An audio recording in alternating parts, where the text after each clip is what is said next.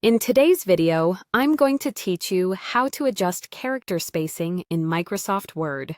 By the end, you'll know exactly how to expand or condense the space between letters and words, so your document looks polished and intentional. Start by opening your document in Word. If you already have it open, great. Decide which part of the text you want to adjust. You can select a single word, a sentence, a paragraph, or even the entire document.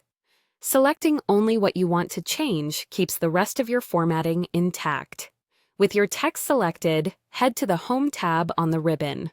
In the font group, look for a tiny diagonal arrow in the bottom right corner. That's the Font Dialog box launcher. Click it to open the full font dialog, which gives you more precise control than the quick toolbar options. In the dialog, switch to the Advanced tab.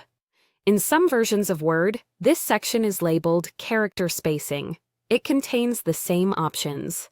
This is where you can control how tightly or loosely your characters are spaced. It's different from line spacing or paragraph spacing, which affects the distance between lines of text, not the letters themselves.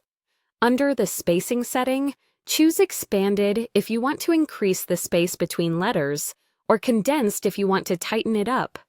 Expanded spacing can improve readability in all caps or headings, while Condensed can help fit text neatly without changing the font size. Be careful not to overdo it. Subtle changes usually look more professional. Next, set the exact amount in the buy box.